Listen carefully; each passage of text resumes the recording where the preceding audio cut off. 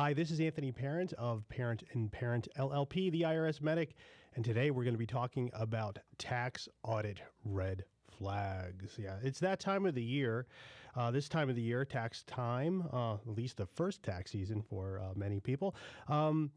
This is the time of the year you're going to see a lot of content on these tax audit red flags. That if you have one of these things, you're going to be audited. And, I look around at the content, and a lot of it's just so outdated, even though I did find some things that are actually updated to reflect the new realities. And, most people are living in the past about these red flags, and it's sort of good content if this is 2008, but things have changed so much over the years, and this is really the thing to think about. I mean, as far as audits goes, the IRS has had a complete different change. It used to be the IRS wanted to spread the misery around to everybody equally, so anybody could be subject to an audit to have that awesome first-time experience and really enjoy that. But the IRS things have changed over the years. The IRS budget has been cut, and now the metric for their performance isn't to say, hey, how much is everyone overall complying? Now the new metric of performance is how much more additional money are you assessing? So that's the new thing. And the reason why audit has changed too is because the IRS they have like half the field auditors they used to have in 2008. And yet, the amount they additionally assess is about the same. So the IRS has been successful with this new metric, according to their eyes, and at least according to Congress, by finding places to assess a lot of additional tax that doesn't require the effort. So that's really how you have to think about, how the IRS is going to decide who to audit. You want to know where's the highest return on investment per auditor dollar. So one factor that comes up is what can be done automatically. That's really what the IRS wants to be done. Their assessments, if they can be done automatically, well, that's far cheaper. The IRS does have an automatic underreporting unit. So if you do leave off a whole bunch of income items on your tax return, like a 1099s, it doesn't matter. The IRS underreporting unit will send you a notice CP2000 to say, hey, you left this off your tax return. We're going to include it on you. Here's your new tax bill. If you want to dispute it, please let us know. And I would say the common things that we see on CP2000s that are incorrect are where the IRS doesn't really know what you paid for it or whatever your basis in the property was. And so that could happen in real estate. If you sell a home, the IRS assumes if it's, if you sold your home and they're assuming it's pure profit, well, it might not be pure profit because you probably paid for something. And even if you inherited it, your basis in the property was the basis of whoever died, the date of death and the date you took it. So that is likely not exactly right. The other issue where we see is where you have stock sales. The IRS assumes your basis in your stock is zero. Well, I guess unless you started the company, your basis is not zero. It's whatever you paid for it. So we can sometimes have elaborate spreadsheets to track our basis for each stock transactions. But otherwise, if it's not something that the IRS can do automatically, like automatic underreporting, what we're just talking about, they have to put a field agent on it, or they actually do a mail audit. Mail audits are actually more common than a field audit. But a real live human being has to go investigate something. So the IRS is looking, where can they find these things? And if you look at that, if you look at through asking that question, as opposed to the old way of looking at it to say, hey, what's just sort of at a line, now it kind of makes more sense. So I'm going to go over some of the old ways. I found an old list of the audit red flags, and I'm going to tell you kind of, well, is it really a red flag, or maybe we add into the pot? And I would say there's just there's not one of these that I would say would lead to an audit, but if you add up enough of them, sure, you might push them over. So one of the things is if you make a lot of money, right? The audit rate for people making over $1 million is 1 in 17. So, okay, if you make over $1 million, okay, I guess you have a 1 in 17 chance of being audited, but it's sort of a weird sort of metric, isn't it? Because you could be making a lot of money, but not necessarily reporting it. So the IRS is going to audit the people who are reporting a high income. Oh, okay. They're going to do that. But it really might be people who are reporting a smaller income who really should be audited. But I would say money on its own is not the red flag. Now, another red flag that was claimed was higher than average deductions. Okay, so this is where I'm going to sort of tell a little bit of how things really are, okay? So my firm, we do tax preparation. We do a lot of it. The thing is we don't play ball. We don't. And by playing ball, what I mean is inventing phony deductions. Now, if you did come to me and you said, yeah, I want to completely invent phony deductions, I would stop the conversation. If you insisted on a name, I could provide you with a litany of people who I know invent phony deductions. A phony deduction is something where, let's just say you have someone prepare your tax returns and you're like, oh, that's funny. I don't remember giving them my charitable deductions yet. They're on a Schedule A, it's a whole bunch of charitable deductions. You don't remember giving them business mileage, and you don't really remember having a business, but yet there is business mileage on there too. Well, look, I know a whole bunch of people, and there's a whole bunch of people who will invent these deductions, and guess what? I mean, I've been seeing this going on for years, for over 10 years, 12 years. The same people have been doing the same thing, never been audited. Never been audited. They're completely inflating phony deductions, and they haven't been audited. And at this point, I'm starting to wonder, you know what? I don't think they are. And I know the preparers, and I know I know they're still in business. I know they're still doing it. So I would just say higher than average deductions, that can't be a red flag. It just can't be, because if it was, we would have a whole bunch of clients complaining about their preparers. But that's not the way it is. People will go back to a preparer year after year because they sort of play ball and find a way to lower that liability. That sort of ties in with taking large charitable deductions. It's like, well, that can't be a red flag, because I've seen it. I've seen people invent out of whole cloth charitable deductions, and that is their business model. They create returns with fraudulent charitable deductions, and they're still doing it. And maybe the IRS is auditing one or two, but whatever the audit rate is, it's not enough to stop these people from doing it, and it's pretty rampant. So that's just a little bit of, red flag, if you will, that you can get away with a lot of stuff for a long time. One of the other ones is a claimed red flag is claiming rental losses. And I would say, no, not quite, because mostly, especially for our clients who are renting out a single-family home or single-family home around the world, the rental price you can get doesn't pay for everything.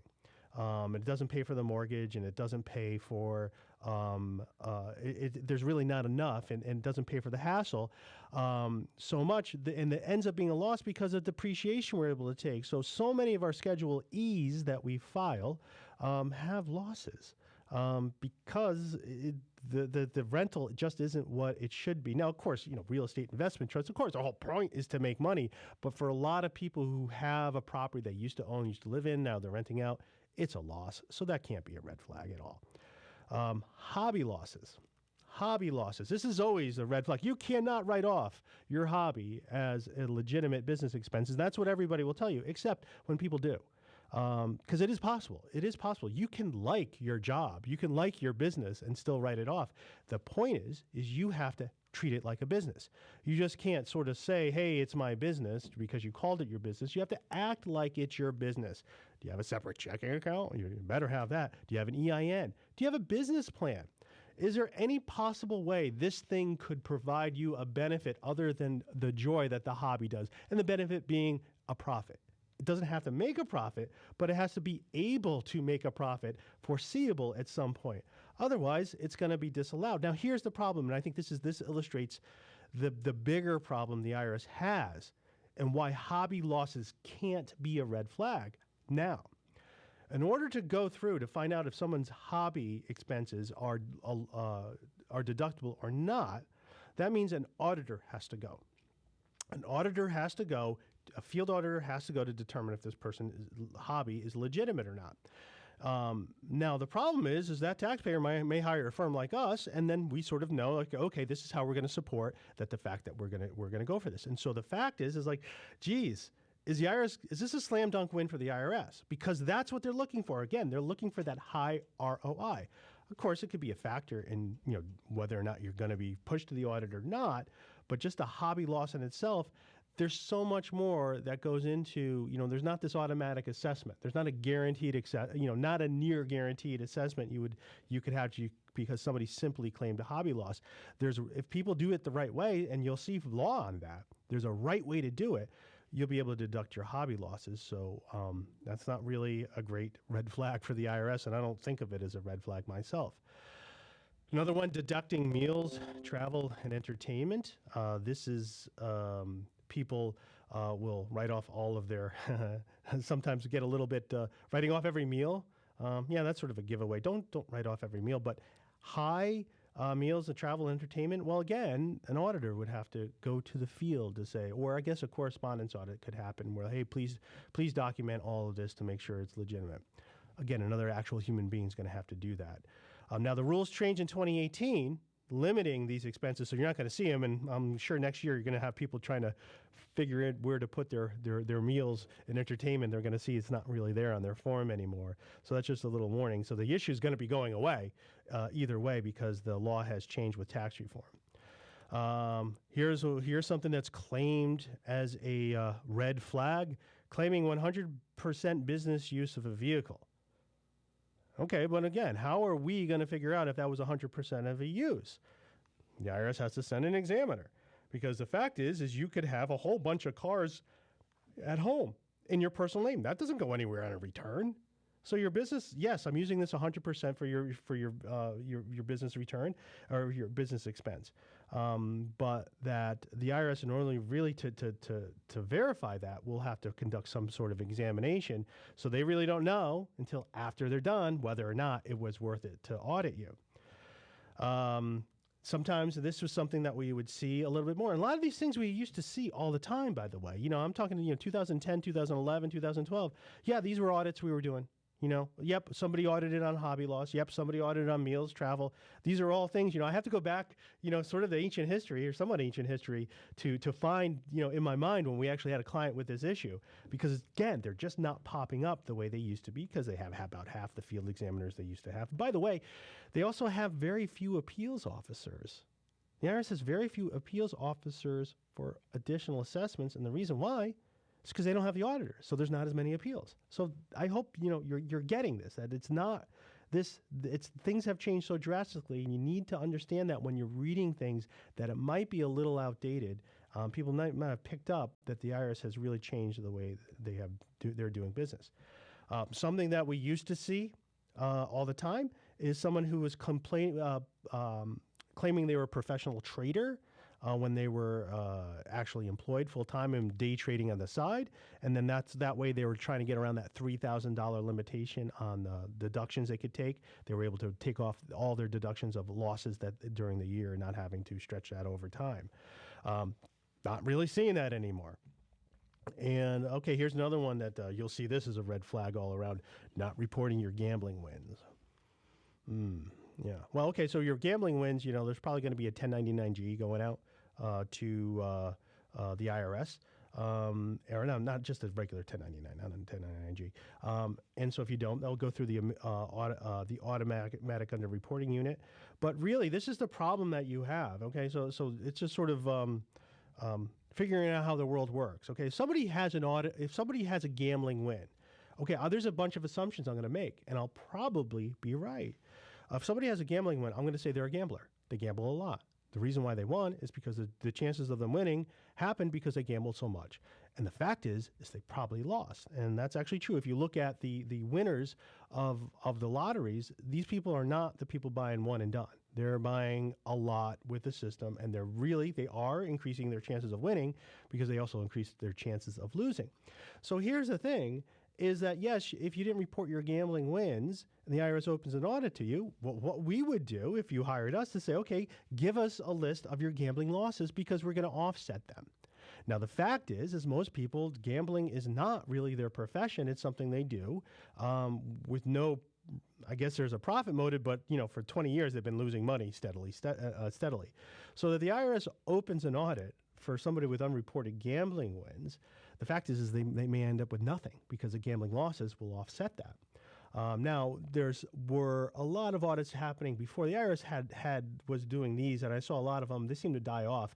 People claiming professional gambling status aren't limited by how much they can If you're not a professional gambler, you're limited by how much you can deduct up to your winnings. But if you're professional gamblers, you're unlimited. All your losses become a deduction. So that's one thing. We used to see that a bit. I'm not really seeing that a lot now.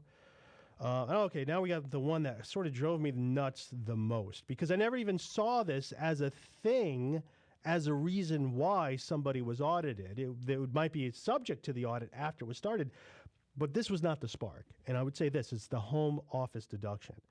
And this thing will drive you nuts because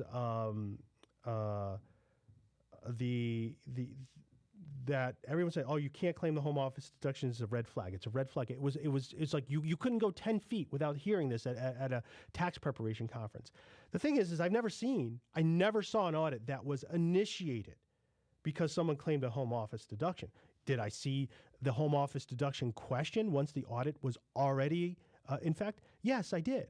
But I think far too many people left money on the table because they were given this advice that the home office deduction is going to trigger an audit, like nearly. Now, here, I'll give you a complete opposite of example of something that, oh, God, that's going to trigger an audit. The one that will likely trigger an audit, claiming research and development tax credits. Your chance of an audit, if you have a business, look, the R&D tax credit is awesome. And Congress really gave a huge tax benefit to businesses that are investing in experimental technology. The problem is the IRS doesn't like that. They don't like it. So they took it upon themselves to sort of really be hammers on the research and development. So it's just one of those things. When you claim the research and development credit, you just make sure you're ready for an audit, because it's likely going to happen. I mean, it is likely going to happen, not every year, of course, but your chances, I mean, that's what if there was a red flag of an audit, that would have to be it, right? So let's talk about some other things here. Large cash deposits. This is one, and I would say large, I don't know, I think I'll put that in quotes, okay? Because large, according to the IRS, is $10,000. Now, if you're having a business, $10,000 might represent a day's sales, large cash deposits. And if you deposit over $10,000 in cash, the IRS has to send a notice out to the IRS to let them know of this. So you would think, oh boy, that's going to alert them to this audit. Well, there's so many cash deposits over $10,000. Let me tell you something. The IRS is flooded with information. And this $10,000 figure, again, came from 1970 and not been adjusted for inflation. So it is so ridiculous, the amount of data they're getting, that they really can't do anything with. So I always say, it's like, don't play games with it. Don't just deposit cash. It's okay. And you're much better off depositing $100,000 at once than structuring 20 deposits of $5,000. One of them actually, structuring to avoid that requirement will get you into more trouble than actually depositing that cash. Now, let's just say you did deposit $100,000 in cash, okay? You're just a regular person and you went into the bank and deposited $100,000 in cash. Is that a red flag for an audit? Well, with our gold standard of being the R&D credits of like the biggest red flag, where would I put this one? I would say it's very low. Very, very low, because that data is going somewhere at the IRS that yes, the IRS can find it, but that's really a tool for criminal enforcement to see if there's someone engaging in something a little bit more serious than tax evasion. So cash, and I mean, just because someone deposited $100,000 of cash, what does that mean? And if you're the IRS, why would you be getting an audit? Because the person could have paid taxes on it already. Maybe they sold something for a loss and the person just wanted to pay them in cash. Cash is not a crime.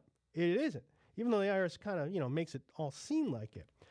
So I don't know. I mean, I guess define large cash deposits. If you deposited $10 million in cash, okay, I'm going to say that's a little bit of a red flag. But if you're, depositing hundreds of thousands of dollars, I don't think so. I really don't think so. And, there's the other reporting requirement. The Bank Secrecy Act of 1970 also created the requirement that you report your foreign bank accounts in excess of $10,000 in the aggregate, with bank accounts being things with pension accounts and life insurance, which I'm not sure how, we got to bank accounts equaling that, but that's just the way it is, and that's what we do. But here's the thing, too. If you have an FBAR, and let's just say you file an FBAR and it's a $10 million account, and you put down on your FBAR and you file your FBAR correctly, now you're thinking to yourself, geez, did I just raise a red flag with the IRS? Did I raise an audit red flag? Well, this is what I could tell you from my experience. Now, I don't have, this is my limited, my limit of what I see, with our thousands of people calling us every day. I have not seen one audit ever initiated because of an FBAR that was filed. Okay? It doesn't quite happen that way. And the reason why, I think, is because the database that for FBARs is actually at the Financial Crimes Enforcement Network. Okay, so that's out somewhere else. It's not that IRS database, and that's one of the reasons why the IRS came out with Form 8938, because it's a parallel requirement as the FBAR, but it's actually the FBAR's data. So now in 8938, yes, I would say that could be a red flag for an audit, depending on what's that, and I'll talk about that in a little bit. But as an FBAR, no, there's no way. Now, maybe law enforcement might be interested in that, but yet we still have to find that criminal case of someone, of that world-class criminal who was charged in an FBAR conviction. That the whole point of the FBAR was to crack down on international crime, but we haven't seen that. They're more just using it as a penalty against people who didn't know exactly what the requirements were. Running a business. Running a business, is that an audit red flag? I guess it can be. But I guess it sort of depends on the kind of business. But in order to determine whether or not it's the IRS's time to audit a business, again, you would want to know a few things about the business beforehand. But I can tell you some people who aren't audited. They run a business and they're really not audited. And this was a little inside information given to me, somebody who, a friend of mine who worked at the IRS, he told me this little tidbit, and I would just say this. If you go take a look at a federal tax lien list, okay, and a federal tax lien is something filed against you if you owe the IRS money and you haven't made payment arrangements. Federal tax lien, it's a huge list. And if you have a federal tax lien, you get a bunch of junk mail sent to you, people who claiming they're going to settle your thing for 10% of what you owe. Doesn't quite work like that.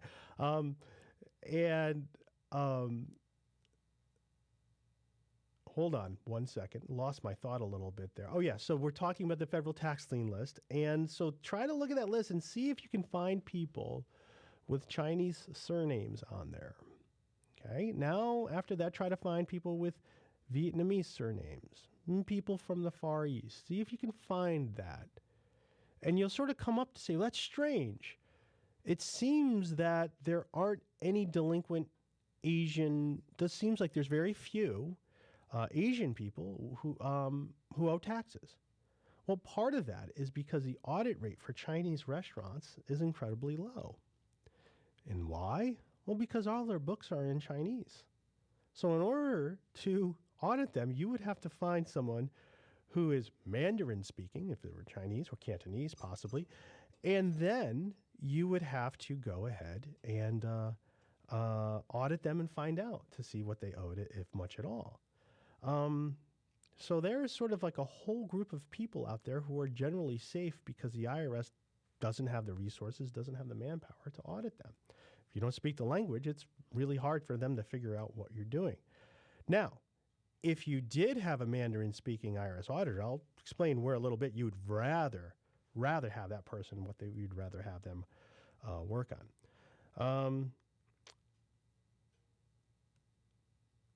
You want to think about if you were running the IRS, and this is the way I think about it, and I think this is what actually happens. If you actually look at some of the things the IRS actually has publicly available on their website, they have this entire area dedicated on IRS.gov about international practice units.